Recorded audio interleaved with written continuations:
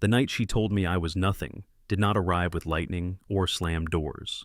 It came on the soft soles of routine, a Tuesday smudged by fluorescent kitchen light and the lingering scent of reheated marinara. I had come home from a 9-hour shift at the distribution center, with my palms raw and my back talking to me like an old friend who always shows up uninvited. The television in the living room mumbled through a game show, and the dishwasher worked at a steady, tired hum. Laura stood at the sink with a wine glass that had never seen wine that cost more than $12. She swirled what was left and stared out the window like Austin had turned into Paris without telling us. I asked about her day. She shrugged. She asked about mine. I said the new supervisor marked pallets like a drill sergeant, but forgot his own safety goggles, which would be funny if he did not set the pace for the rest of us. She did not laugh. Her jaw worked in a slow, silent grind. I watched the muscles leap and settle like trapped fish. Then she set the glass down and said without turning, "You do not measure up." She let the words sit, then reached for more.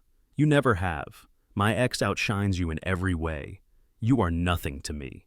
I had heard arguments before. We were not strangers to sharp words. But the way she said it, no heat, no shaking, just a clinical sentence written on a clean board, cut in a new place. It was not disgust, it was dismissal.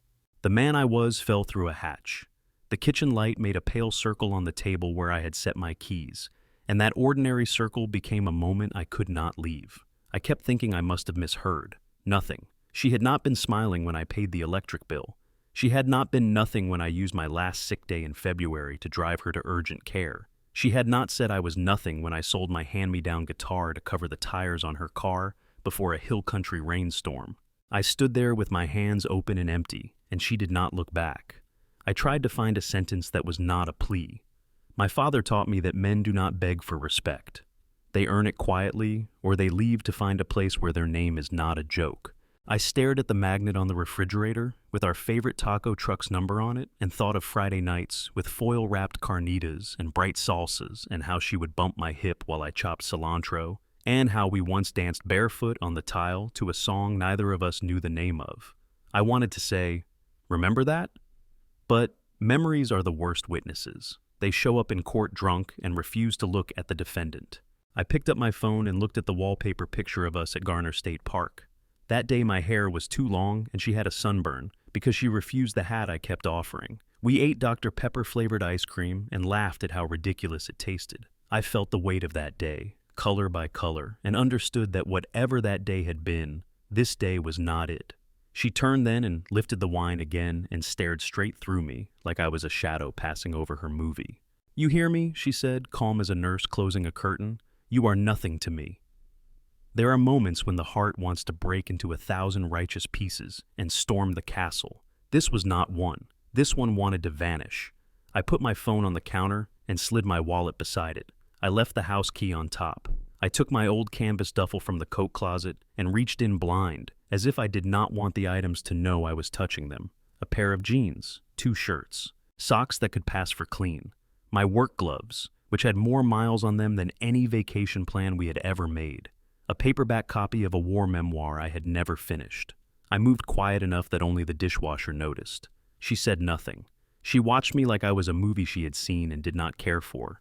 Maybe she expected me to beg. Maybe she expected me to shout or cry or break a plate. Instead, I walked past the tiny potted cactus we bought at a flea market in Waco, its needles catching a slope of light, and I opened the front door. The evening hung in the suburban street with a soft August heat that pressed all scents close. Cut grass, grill smoke, a sweet jasmine somewhere. I did not look back. People in our neighborhood walked dogs with names like Pepper and Scout, and wore fitness watches that congratulated them for breathing. A couple in neon running shoes passed and nodded, because that is what we do here. We pretend we know each other and hope that pretending becomes truth. My old pickup coughed awake. It was not one of those shiny monsters everybody keeps talking about, not the star of a truck commercial running through a river at sunrise. It had rust along the wheel wells and an air freshener shaped like a pine tree that smelled like a polite lie. I drove without a plan. Loop 1 to 71, then west. The city fell away in a string of brake lights and chain restaurants, and then the world opened into blacktop that liked its distance. I had $62 in my pocket and no destination, which is to say I was richer than I had been when I thought I knew where I was going. I stopped outside a gas station that sold burritos under a heat lamp and coffee that tasted like somebody's idea of coffee. The clerk wore a cap embroidered with a minor league team and a name tag that said Franklin. Franklin did not care who I was. That made him holy for a moment. I ate sitting on the tailgate and watched a moth burn itself blind against the fluorescence. Somewhere a dog barked at a version of the moon I could not see. If a narrator had wandered by to explain my life, I would have paid him not to.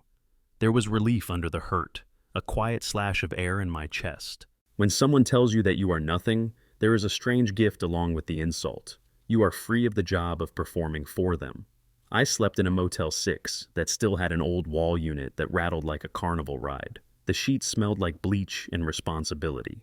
At 2 in the morning, I woke to the click of pipes and wondered if she had gone to bed, or if she had texted anyone, if she had stood in the doorway after I left and said, "Well, good," or if she had felt anything at all. I stared at the popcorn ceiling and tried to count the white islands.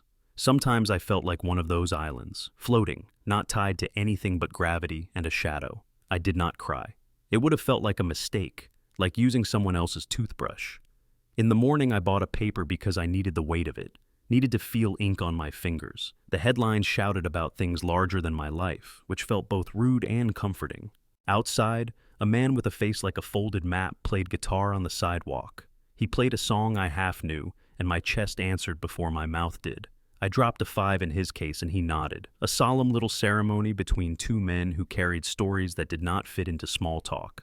I drove west again because west sounded like a word that could hold me. By late afternoon, I was in a town where the diner sign had lost 2 letters, so it read like a clue, I-N-E.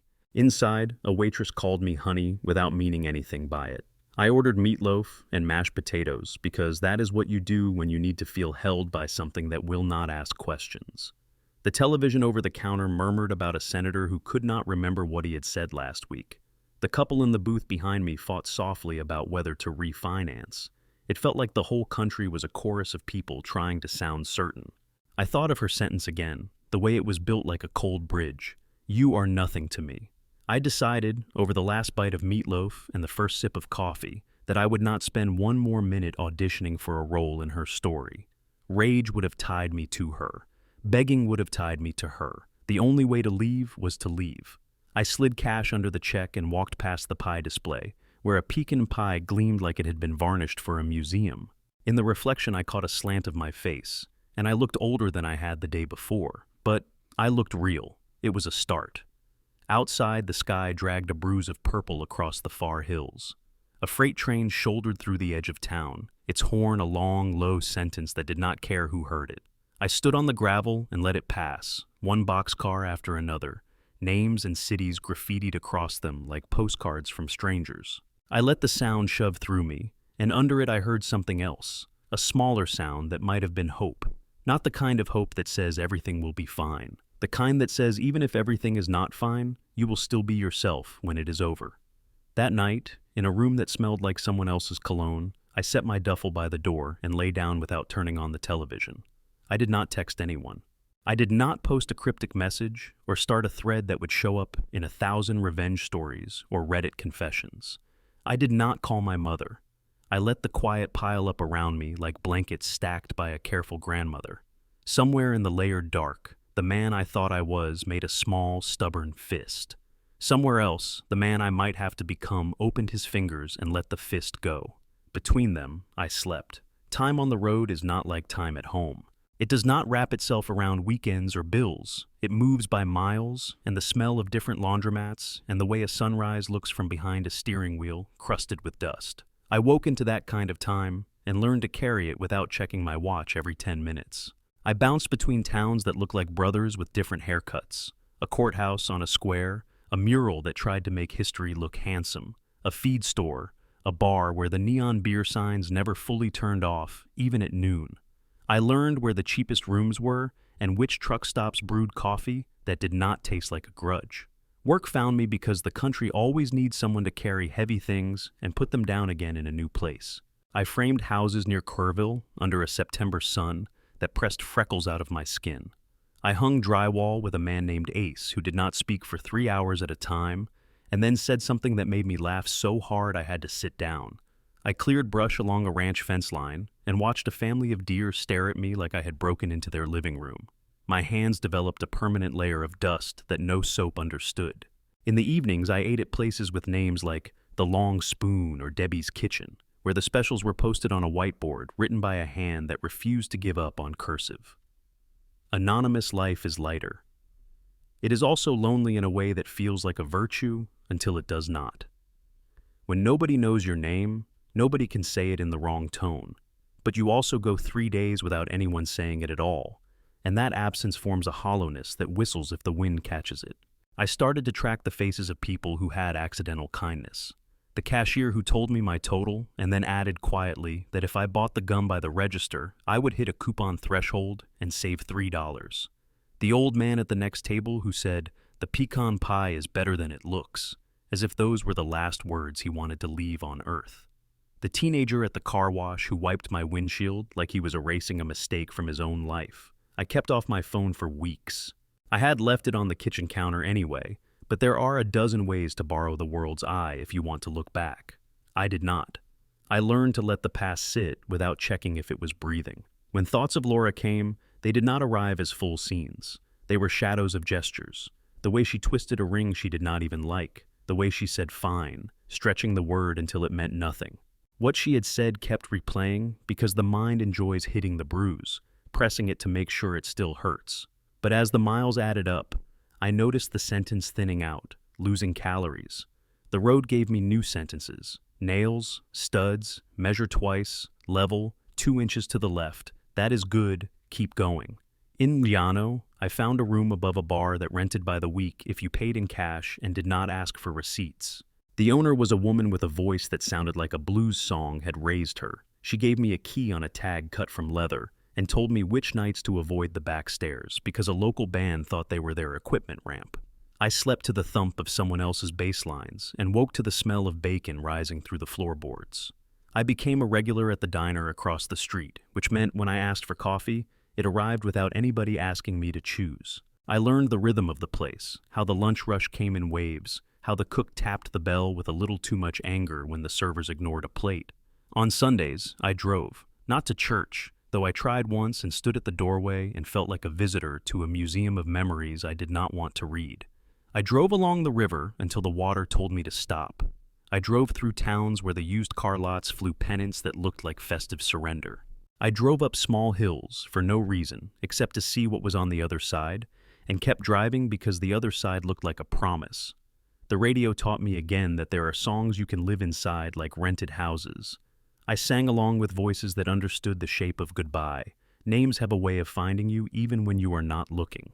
One morning, in the grocery aisle where the cereal boxes shouted their sugar confessions, I heard my name in the careful tone people use when they are not sure you still belong to it.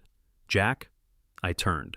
There stood Marcus, a guy I had worked with the previous year, before the promotion that went nowhere, and the budget cuts that did not even have the decency to surprise us. He had a cart full of gallons of water because his apartment had a brown trickle, and a note on the door that said not to use it unless you boiled it first. We did the awkward man hug that lasts 1 second and declares itself a hug only because both parties decide to call it one. We caught up in the parking lot under a sun that did not consider our comfort a priority. He said word in Austin was that I had vanished, which of course was true, and that Laura had been asking mutual friends if anyone had seen me. I shifted my weight and waited for the pity or the judgment or the punchline. Instead, he said, "You did what you had to do, man," and meant it. Then he said something else, looking down into his cart like he could read the water. I should not say this, but there are rumors.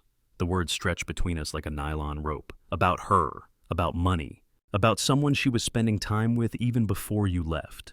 He kept his voice low, not like a conspirator, but like a decent person who did not want pain to echo. I did not ask for details. Details are the candy wrappers that litter certain roads. You bend to pick them up, and before you know it, your pockets are full, and you feel sticky and ridiculous. But Marcus's words did not leave me. When I lay awake that night listening to the bar downstairs close in stages, I thought about the shape of cruelty. It is rarely original. Most of the time, it is a mask worn by a smaller truth, and the wearer hopes you will never reach for the strap. Laura's sentence had been a mask. Beneath it, something had needed hiding. That idea did not make the wound clean, but it changed its category.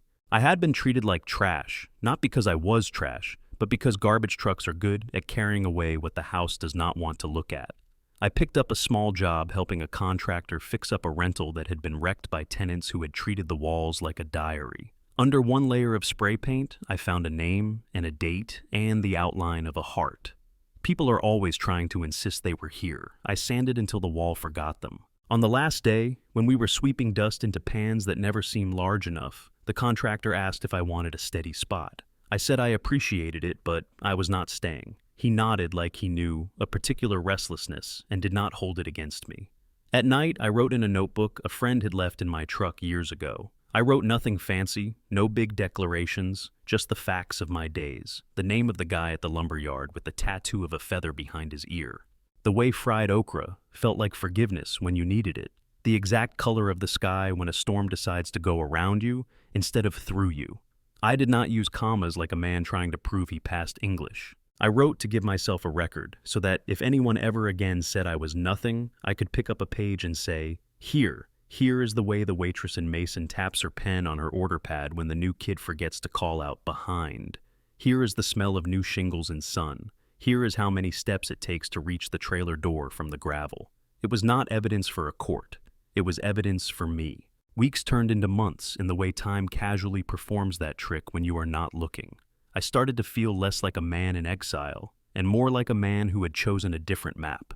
Then a piece of mail reached me at the bar, a white envelope with my name on it in a handwriting I knew as well as my own. The owner put it on the counter like it was a small animal. I did not open it right away. I took it upstairs and balanced it on the windowsill and stared at it until the light fell off the buildings across the street. When I finally tore it, there was one sheet of paper and 2 sentences. Please come home. There is news. I did not sleep. I thought about how certain phrases hold more questions than answers. I turned the sentences over until they were smooth stones. I asked myself if I wanted to be the kind of man who never went back for a truth that was his. I asked myself if peace meant staying gone or driving toward whatever waited. At 5 a.m, with the sky still working on dawn, I packed the duffel again. I folded the letter and slid it into the front pocket like a ticket I would have to hand someone. I locked the room and left the key on the bar with a thank you note and too much cash. Then I drove east, the sun climbing in the mirror like a rumor that might be true. I did not announce my return because I did not trust the city to keep a secret. Austin looks like a postcard until you live beneath the ink. I parked 2 blocks from our house in a late afternoon that had the temperature of a story you do not tell in public.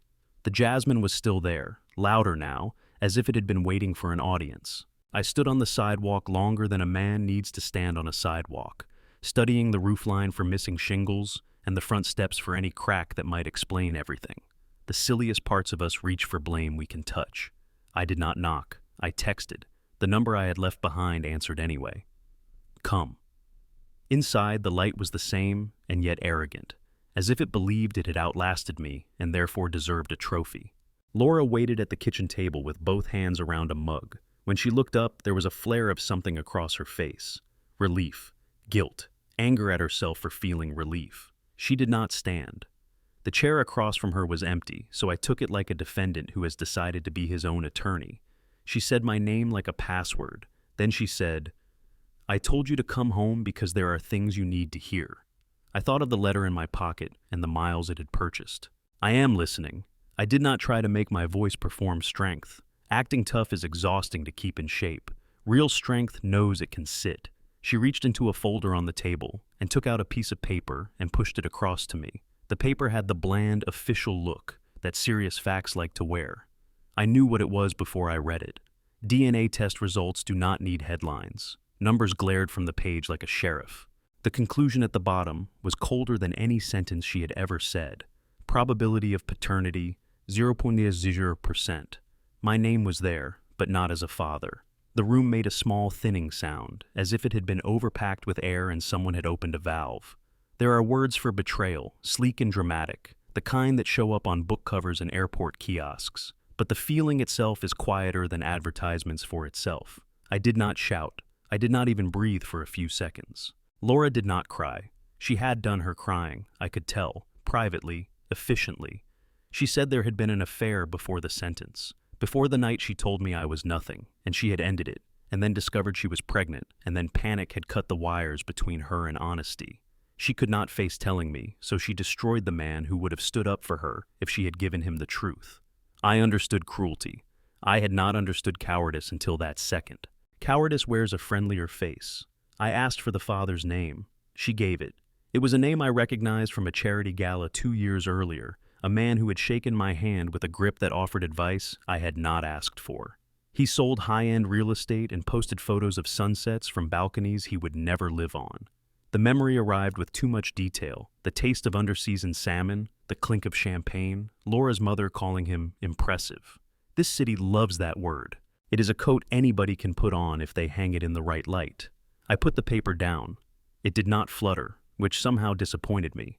I think I wanted it to announce itself as the villain with rustling sound effects. Laura began to talk fast, because people do when the truth has been forced into the room and they cannot bear the silence standing beside it. She said she had tried to hold it together after I left. She had tried to handle the appointments and the explanations, but then the money had become a nervous animal. She said the father had promised support, and then backpedaled, and then vanished into busy weekends, and a lawyer who spoke in careful weather reports. She said she had asked me to come home not to beg, but because everything had been built on a lie she made, and she could not hold up the roof anymore by herself. She said she was sorry with the voice of a person who has learned the dictionary definition of sorry, and can recite it but has never spoken it in the language of costly action. I asked to see the child. The question surprised her, maybe because she still pictured me as the man who had vanished without asking questions. She led me down the hall to the nursery I had never seen.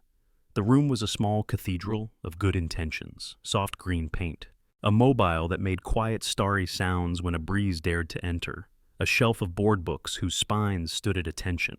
In the crib, a girl slept with her mouth open like a bird. I felt every sentiment I have ever rolled my eyes at on bumper stickers and in those long infidelity stories where the ending tries to hug you too hard. I felt everything at once and also nothing at all. She was not mine, but she was a person whose life had already been narrated by the mistakes of adults. That is a lousy way to begin, but it is how many of us do. We went back to the kitchen. I stood by the sink where she had told me I was nothing, and I looked at the streaks left by a dish towels that had done the best it could. "Why did you not tell me before you told me to disappear?" I asked. She said she could not bear to watch the moment I would stop loving her. That line might have worked on a softer target. It made me tired. Love is not a switch you watch to see if the light still works. Love is the wiring behind the walls, the stuff you do not see that makes the couch lamp glow without drama. I told her that the problem was not the affair. It was the sentence. It was the way she wrote a story where I was a villain without even giving me the courtesy of a costume.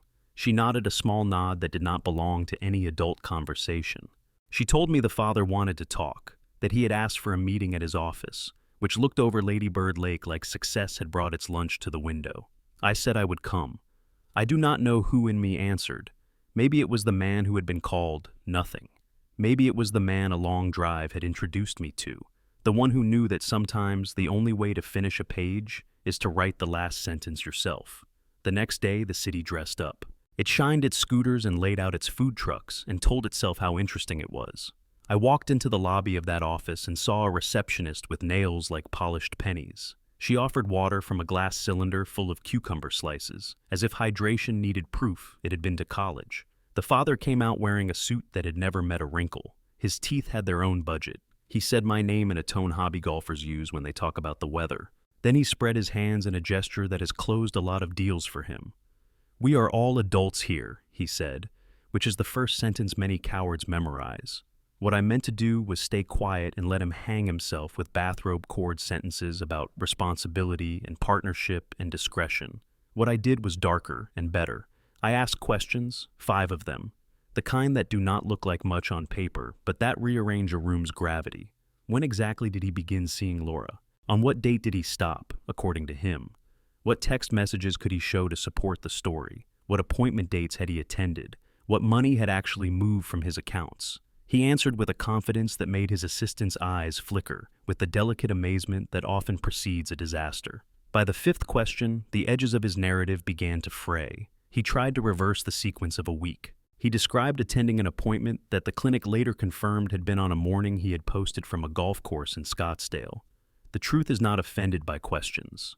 Lies take them personally. The meeting ended not with a handshake, but with an arrangement. He would transfer money. He would acknowledge privately what he still wanted to deny publicly. I did not demand a public reckoning in that room, because I had a better sense of where to stage one.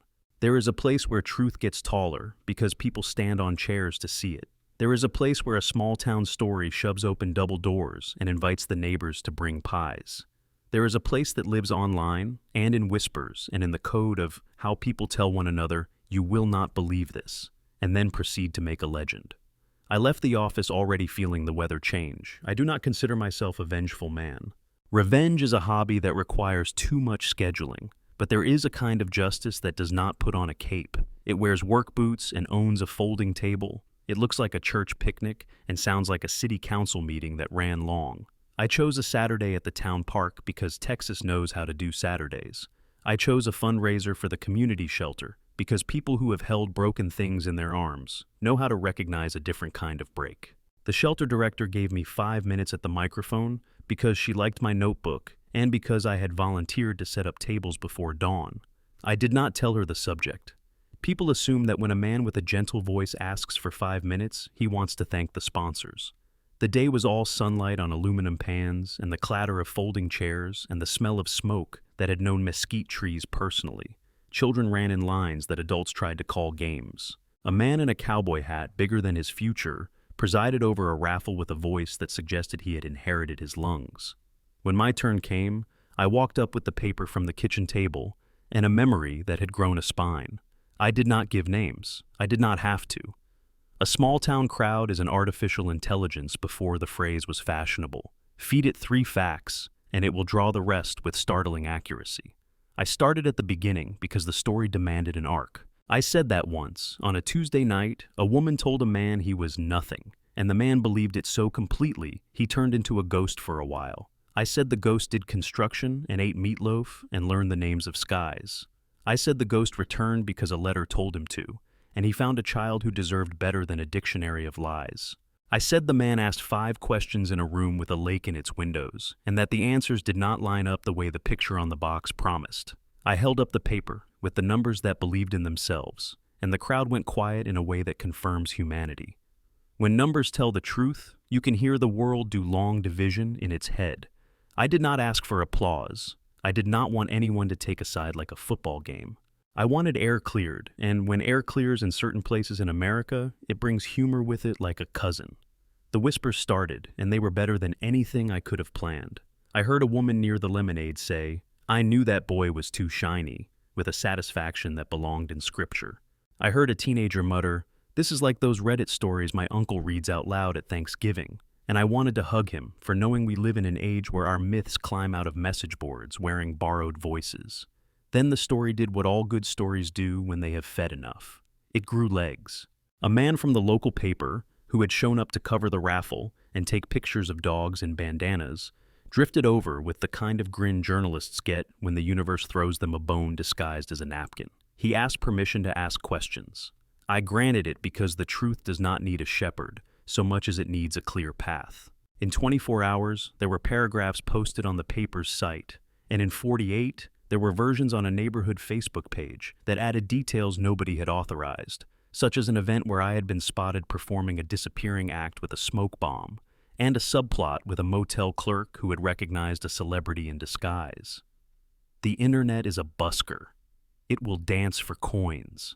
By the end of the week, the real estate prince with the balcony sunsets issued a statement crafted by a publicist who believed semicolons could rescue a reputation. He acknowledged complications. He reiterated his commitment. He asked for privacy during this sensitive time. The words fluttered like a yawning flag. Meanwhile, the clinic quietly adjusted their records to reflect the actual names that belonged in the right boxes. The money began to move, as it had promised it would under the fluorescent honesty of my 5 questions. A lawyer called me to request discretion going forward. I told him to save his breath for someone who was selling it by the pound. Laura came by the park 2 days after the fundraiser, as volunteers were folding the last tables and the grass bore the rectangular tattoos of an event that had mattered. She walked up without sunglasses because she does not hide that way. She said, "Thank you." She said sorry again, and this time the word had dirt under its nails. She said, "How did you learn to disappear like that?" I could have given her the name of every mile marker, and the coffee at the long spoon, and the teenager with the windshield rag.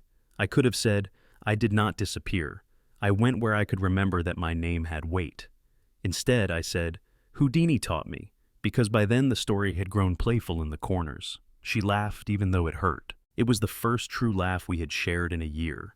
Here is where the fantasy wishes to arrive wearing a cape. Here is where you expect a UFO, or a secret society, or a talking coyote to wander in and summarize the moral. I will not disappoint you entirely. In the days that followed, I began to see signs in the way we tell stories about ourselves. At the grocery store, the intercom crackled, and I heard my name and looked up, only to realize a child had mispronounced a cereal and the universe had teased me. At night, I dreamed that the cardboard boxes on passing freight trains carried every sentence we have ever regretted, and that if you could jump on one and ride long enough, you could throw your own sentence off into a canyon and listen for the silence that follows. I woke with the taste of forgiveness in my mouth. It tasted like pecan pie finally bought and eaten without irony. Another fantasy visited me at the diner. A man with a briefcase sat down and opened it to reveal a contract with my name on it. A government deal worth numbers that do not make sense to people who sweat for a living. He told me that all I had to do was sign and acknowledge that I had been wrong, and that everything could be rewritten in a press release. I blinked, and he was just a salesman peddling a rooftop warranty. But you see how easily our minds decorate pain with hallucinations. We want our lives to be larger than the receipts we crumple. We want our betrayals to be explainable by conspiracies involving satellites and secret handshakes. The truth in my case was not that complicated. It was simply that a person who had once promised me loyalty had panicked and thrown me into the road to stop her own fall. So, here is the part of the legend I will keep. Folks in town began calling me the Vanishing Man. Someone painted a little mural on a brick wall, right next to the hardware store, of a silhouette stepping into a doorway that looked like a cutout in the dark. When you walked past at the right hour, the sun lined up and made the figure glow. I did not pose for pictures. I bought paint for my porch and signed my receipt. I helped the shelter fix a downspout that had been kicking water into the wrong yard. I learned the name of the girl who slept in that green room, and I learned the shape of the boundary that would keep us both safe. It looked like kindness measured in inches. People ask if I went back to Laura. The answer belongs to the quiet. We meet sometimes at a bench by the lake and talk about schedules and doctors and the absurd way light loves water. We do not repeat the sentence that tried to end us. We do not pretend it did not happen. We let it stand there like a bad actor who missed his cue and cannot find the exit. We nod at it, and then we keep talking about whatever good thing the day had the decency to bring. I suppose this is a revenge story, if you need a shelf to put it on. It has the elements: an insult, an exit, a revelation, a public moment where the balance sheet finally posted correct numbers. It might even show up in those Reddit threads where strangers type with the energy of people who have the night off, and a pot of coffee and a love of morality plays with spreadsheets.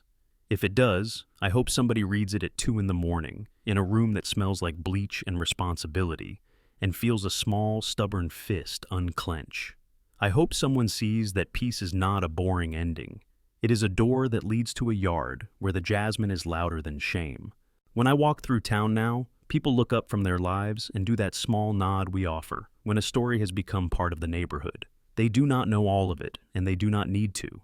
They know that once a man disappeared and then reappeared carrying questions like lanterns, and that the light did not blind anyone. It simply made it harder to pretend. That is enough. The moral resolves itself in plain language, the way a good country song does when it remembers the third verse. I was never nothing. I was the one variable her lie could not control. I was the man who left so I would not become a worse version of myself. And I was the man who returned to tell the truth in a place where truth could be heard. That is not a miracle. It is a decision, repeated until it becomes a note you can carry. And as notes go, it is one I can sing without rehearsing.